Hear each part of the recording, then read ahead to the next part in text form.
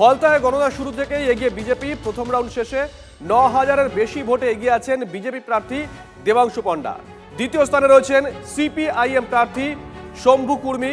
Diamond Harbour মহিলা বিশ্ববিদ্যালয়ে কড়া নিরাপত্তার মধ্যেই চলছে ভোট গণনা। তৃতীয় স্থানে রয়েছে কংগ্রেস এবং চতুর্থ স্থানে জাহাঙ্গীর পুষ্পা। আপনাদেরকে ছবি দেখাচ্ছি, ইতিমধ্যে সেলিব্রেশন শুরু হয়ে গেছে। বিজেপি কর্মী সমর্থকরা তারা রাস্তায় নেমে এসেছেন ফলের আভাস বুঝেই।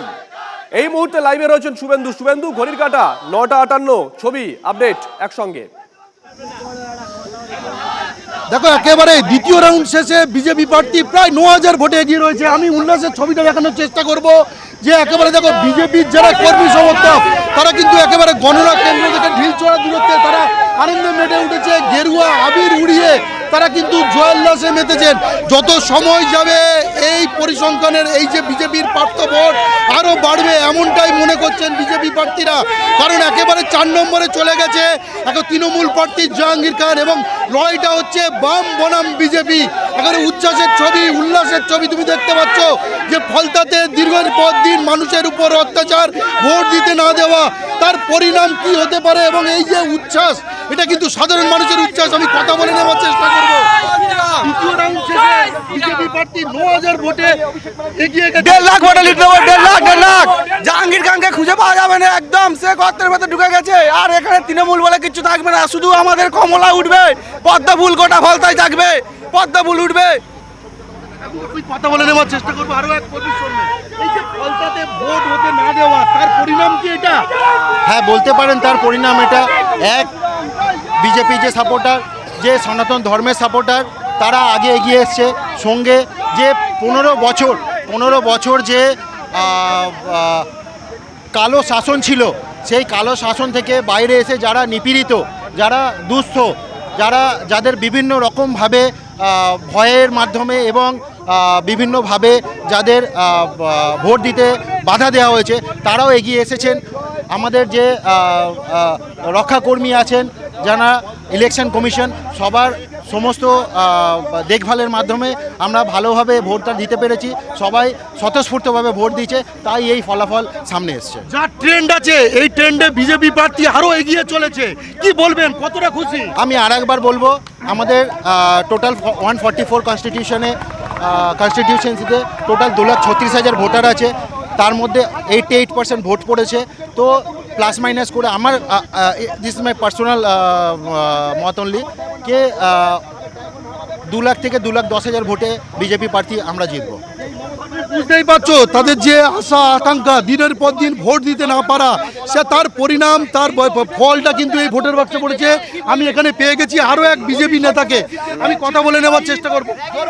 পুলিশ প্রশাসনের জিত। এই যে যেভাবে এগিয়ে চলেছে ভোটের ফল, প্রাপ্ত ভোট বিজেপি প্রার্থী এগিয়ে চলেছে, কতটা খুশি আপনারা?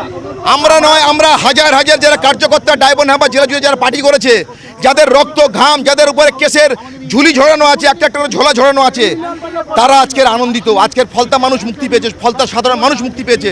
ভারতীয় জনতা পার্টির হাজার হাজার কার্যকর্তা, যাদের খুন, যাদের রক্ত, যাদের কেস, যাদের সংসার নষ্ট হয়ে গেছে, তাদের ত্যাগের ফলে আজকে ভারতীয় জনতা পার্টি এখানে প্রতিষ্ঠা হয়েছে। আর আমাদের মুখ্যমন্ত্রী জাহাঙ্গীর খান ৪ নম্বরে চলে গেছে, বাম বিজেপির লড়াই হচ্ছে। জাহাঙ্গীর খান নোটার থেকেও কম ভোট পাবে। জাহাঙ্গীর খান হচ্ছে একটা অ্যান্টি সোশ্যাল, একটা ক্রিমিনাল, যে ক্রিমিনালের উপর ভর করে অভিষেক। আজকে জাহাঙ্গীর খান গণনা কেন্দ্রে আসেনি, তৃণমূলের কোনো এজেন্ট নেই, ভোটেও দেখা যায়নি, এজেন্ট ছিল না। কি বলবেন?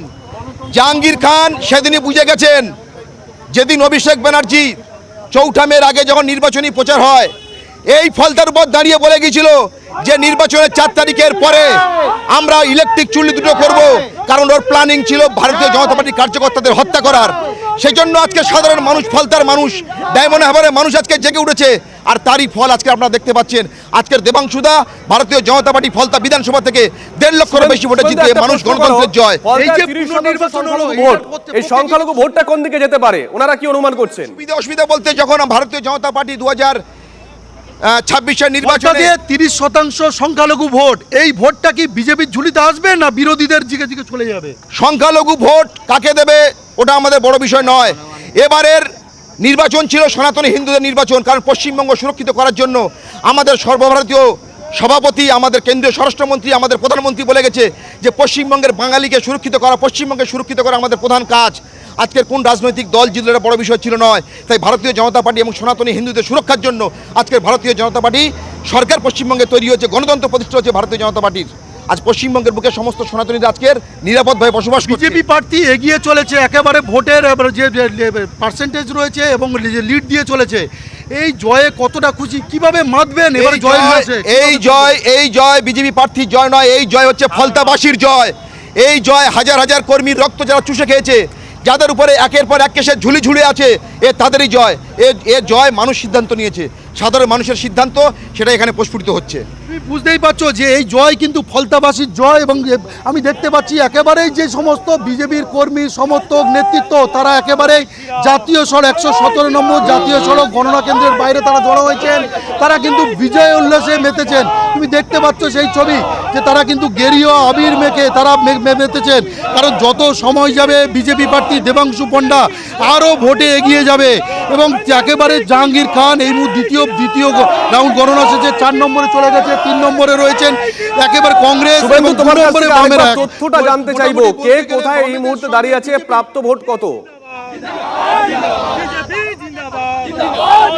দেখো একেবারেই আমি পরিষ্কার একেবারে তোমাকে জানানোর চেষ্টা করব যে দেবাংশু পণ্ডার প্রাপ্ত ভোট প্রায় 9000-এর বেশি। এছাড়াও জাহাঙ্গীর খানের প্রাপ্ত ভোট একেবারে 225 থেকে 30-এর মধ্যে রয়েছে। এবং সেখানে সিপিএম প্রার্থীর প্রাপ্ত ভোট রয়েছে 450-র বেশি। ফলে একেবারে তুমি বুঝতে পারছো যে প্রাপ্ত ভোট অনুযায়ী একেবারে প্রথমে রয়েছে বিজেপি, তার লিড হচ্ছে প্রায় 10,000-এর কাছাকাছি। এবং দ্বিতীয়তে রয়েছে বামেরা, এবং বামেদের থেকে বিজেপির দূরত্ব অনেকটাই বেশি। এবং তৃতীয় স্থানে কংগ্রেস, সেটা কিন্তু অনেকটাই দূরে রয়েছে। তৃণমূল যে শাসক দল ছিল জাহাঙ্গীর খান প্রার্থী, তিনি কিন্তু একেবারে 4 নম্বরে পৌঁছে গিয়েছে। ফলে বিজেপির উল্লাস থাকবে লোকসভায় তারা পুনর্নির্বাচন। শুভেন্দু, ওখানে আরেকবার জিজ্ঞাসা করো ওনাদের যে আগামী দিনে এই ডায়মন্ড হারবার লোকসভা কেন্দ্রে লড়াইটা কাদের মধ্যে হচ্ছে, বিজেপির সঙ্গে কার, প্রতিপক্ষকে কি মনে করছেন ওনারা? একেবারে আমি সরাসরি প্রশ্ন করে নেওয়ার চেষ্টা করব। এখানে বিজেপি নেতা পলাশ রাণা রয়েছে। আগামী দিনে ডায়মন্ড হারবার লোকসভায় বিজেপির সঙ্গে কাদের লড়াই হবে? আগামী দিনে ডায়মন্ড হারবারে বিজেপির সঙ্গে তৃণমূল বাদ দিয়ে যত রাজনৈতিক দল আছে সমস্ত রাজনৈতিক দলের লড়াই হবে। তৃণমূল শুধু পশ্চিমবঙ্গে মানে ভারতবর্ষে নয়, পশ্চিমবঙ্গের একদম সর্বপ্রান্ত থেকে আগামী নির্বাচন যেদিন হবে 2028 যদি পঞ্চায়েত নির্বাচন হয়, নোটার থেকেও কম ভোট পাবে তৃণমূল কংগ্রেস। এবং এই যে আজকের যেভাবে এগিয়ে চলেছে দেবাংশু পণ্ডা লিড দিচ্ছে, এবং একেবারে 4 নম্বরে চলে গেছে জাহাঙ্গীর খান। এবং সেখানে বামেরা কিন্তু একেবারে অপেক্ষামূলকভাবে একেবারে কিন্তু দ্বিতীয় স্থানে চলে এলো। এবং তাহলে কি আগামী দিনে কি বামেদের সঙ্গে বিজেপির লড়াই, এটা বলা যেতে পারে? আপনি একজন বিজেপি নেতা। দেখুন আজকের এই রেজাল্ট আউট হওয়ার পরে মানুষ কোন দিকে টার্ন নিয়েছে। জাহাঙ্গীরে প্রায় 30% এখানে মুসলিম ভোট আছে, হিন্দু ভোট আছে 70%। আজকের যে ভোটে যা আমাদের দেবাংশুদা জিতবেন, ভারতীয় জনতা পার্টির জয় হবে। এই জয় কিন্তু গণতন্ত্রের জয়। এই জয় পাওয়ার জন্য কিন্তু ভারতীয় জনতা পার্টিকে কোনো বুথে গিয়ে সেলেটপ মারতে হয়নি, কোনো ইভিএমের উপর সেলেটেপ লাগেনি, কোনো মানুষকে চমকাতে হয়নি, ধমকাতে হয়নি। আমাদের মুখ্যমন্ত্রী এত বিজি থাকার পরেও বারবার এখানে এসে এখানে কিন্তু প্রচার করেছেন। মানুষ তার আহ্বানে হাজার হাজার, আপনারা দেখেছেন একটা র্যালিতে হাজার হাজার মানুষ সাড়া দিয়েছে। তো এই মানুষ গণতান্ত্রিক পদ্ধতিতে ভোট হয়েছে। এর জন্য ভারতীয় জনতা পার্টির কোনো কার্যকর্তা, আমাদের মণ্ডল সভাপতি সব এখানে উপস্থিত আছেন, সর্বস্তরের কার্যকর্তা। ফলতাবাসীদের মধ্যে কিভাবে ভাগ করবেন পরিকল্পনা রয়েছে? এই জয় ফলতাবাসীর প্রত্যেকটা ভোটারের, একটা ভোটারের, তাদের প্রত্যেকটা অংশীদার তারা। এই জয়ের পিছনে যারা ফলতার ভোটার, সমস্ত ভোটারের একটু একটু করে অংশীদার আছে এই জয়ের পিছনে।